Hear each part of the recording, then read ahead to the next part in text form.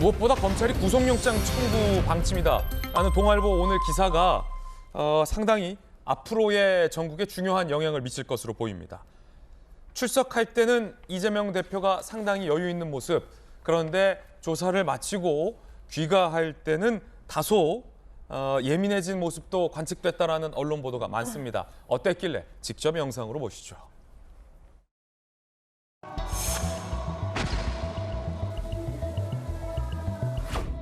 왜 떨어요? 추워서. 오늘 이곳은 윤석열 검사 독재 정권이 정적 제거를 위해서 국가 권력을 사유화한 최악의 현장입니다. 유동규 전 본부장이나 남욱 변호사 등은 대표님께 불리한 진술을 하고 있잖아요. 어떻게 생각하세요?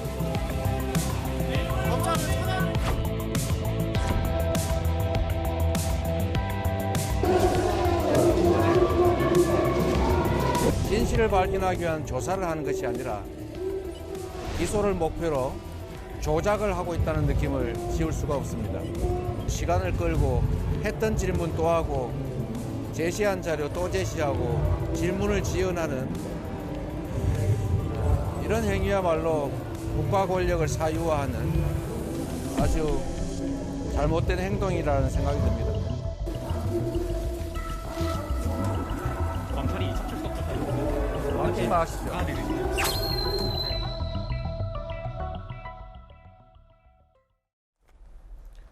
막지 마십시오라고 기자에게 날선 반응을 보이기도 했습니다. 귀가할 때 발언까지 들려들었습니다. 검찰이 150여 쪽 질문을 쏟아냈는데 이재명 대표의 대다수 답변은 진술서로 대신하겠다라는 거였다고 합니다. 답변 대신 33쪽의 진술서. 지난번보다 몇 쪽 늘었네요, 진술서가. 150여 쪽 질문지 검찰은 많이 준비했어요. 이재명 대표도 33쪽 진술서를 많이 준비했군요. 답변, 진술서로 가름하겠다라며 진술서를 제출. 진술서에 정진상 관련 내용은 전무하다. 해당 질의에도 답변하지 않았다고 합니다. 사실상 진술 거부권을 행사했다는 해석이 나옵니다. 지난번에도 이번에도. 검찰이 관련 문건을 제시하며 대장동 일당의 위례 자산 관리를 민간 사업자로 사전 내정한 것 아니냐. 즉, 이 대장동 일당에게 특혜를 준 것 아니냐. 이재명 성남시장의 사인이 포함되어 있는 문서 등을 제시했다라는 보도도 있습니다. 그러자 그 대목에서 이재명 대표가 변호인과 얘기하겠다. 30분 상의 후에 답변을 거부했다. 이런 대목도 보도되고 있습니다. 김수영 교수님, 두 가지군요. 첫 번째는 검찰이 150여 쪽 묻고 싶은 질문서가 많았는데 이재명 대표는 33쪽 답변서로 가름했다. 사실상 진술 거부권 행사했다는 거고, 두 번째는 대장동 일당, 위례 일당, 민간업자들에게 특혜를 내정해 준 거 아니냐라며 성남시장이 사인이 담긴 문건을 제시했어요, 검찰이? 그렇죠. 어쨌든 이 모든 사업, 대장동이든 위례든 이 모든 사업의 최종 결재권자는 이재명 당시 성남시장이기 때문에 이 사인 본인이 한 거 맞죠? 라고 여러 번 질문을 했다라는 거예요. 거기에 대해서도 굉장히 좀 날카롭게 뻔한 걸 왜 묻냐 이런 식으로 좀 쏘아붙였다고 합니다. 그만큼 최종 결재권자가 어쨌든 당신이었는데 어떻게 몰랐다고 할 수가 있느냐에 대해서 아마 여러 번 물었겠죠.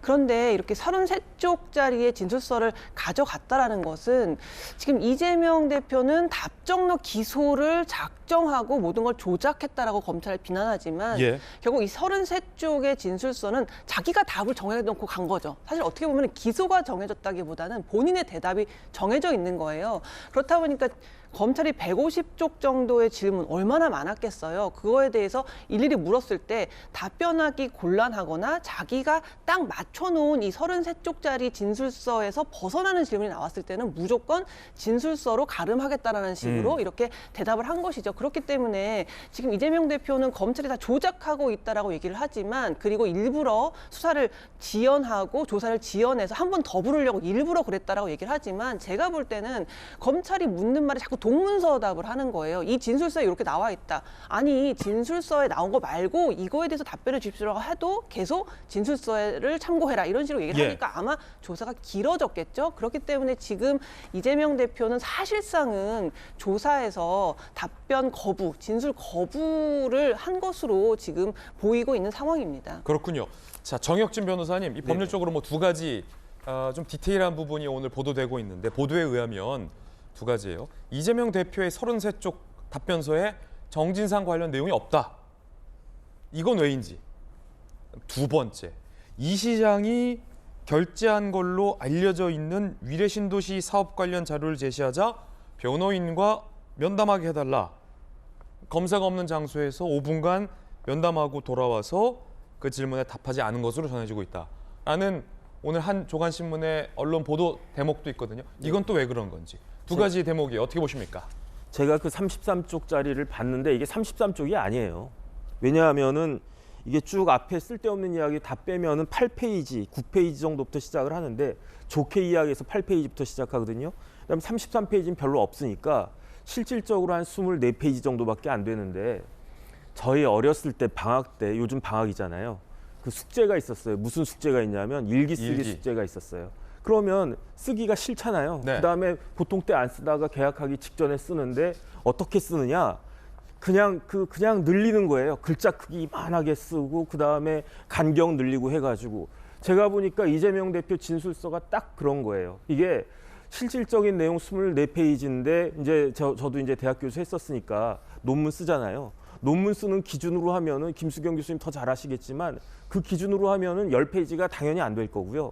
변호사들이 변호인 의견서를 갖다가 썼을 때는 이거보다 그 논문보다는 좀 널널하게 쓰는데 그래도 변호인 의견서로 봐도 10페이지에서 한 15페이지나 될까? 전 그 생각이 들거든요. 예. 그러니까 일단 형식 자체도 굉장히 부실하고 그다음에 내용을 갖다가 보면 정진상 씨 하나도 없잖아요. 정진상이 어떻게 보면 앙꼬 같은 역할을 하는데 진짜 앙꼬 없는 찐빵을 갖다가 만들어 놓은 것이 아닌가 하는 생각이 들고 그다음에 핵심은 뭐냐면요.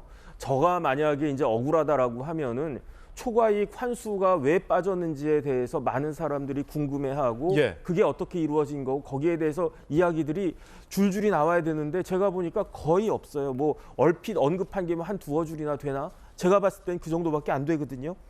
그렇기 때문에 이거는 오히려 실질적으로는 진술 거부권을 행사한 것과 마찬가지인데 겉으로는 진술 거부권 행사했다라고 하면 당당하게 진술 거부권이냐 이건 말이 안 되니까 그러니까 어떻게 보면 이렇게 살짝 이걸 갖다가 꼰 것인 정도라밖에는 생각이 안 되고 그 다음에 아마 옆에 변호사가 그 박균택 변호사가 옆자리에 있었을 거예요.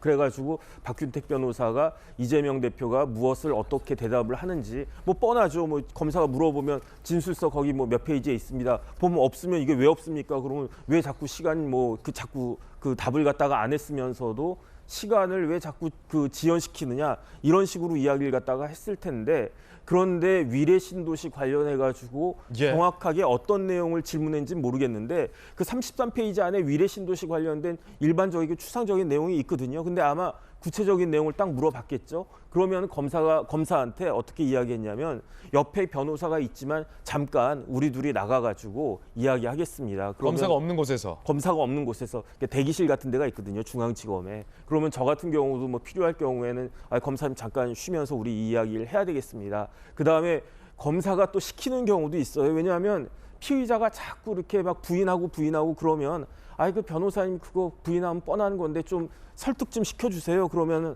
알겠습니다. 그러면 저기 대기실 같은 데 가가지고 이거는 부인해도 왜냐하면 피의자들은 부인하고 싶어 하니까 이건 이러이러합니다. 어쨌든 그러한 역할을 갖다가 했을 것 같은데 뭔진 몰라도 위례 신도시 관련해가지고 예. 이재명 대표한테 굉장히 이렇게 그 아픈 부분이라고 할까? 그런 부분들이 있었던 것이 아닌가 싶고 그리고 난 다음에 이제 다시 와가지고 박균택 변호사한테 그 이야기를 듣고 와가지고는 진술서대로 그냥 하겠습니다라고 했는데 제가 봤을 때 진술서에는 적정한 답은 전혀 없었을 것 같다. 일단 그런 생각이 듭니다. 그래서 그땐 묵비권을 사실상 행사한 게 아니냐. 실질적인 묵비권이죠. 예, 네. 정혁진 변호사의 의견도 듣고 있습니다. 관련된 내용들은 오늘 많이 보도되고 있는데 잠시 후에 그 이 대표의 진술서에 담긴 내용도 상세하게 전해드리겠고요.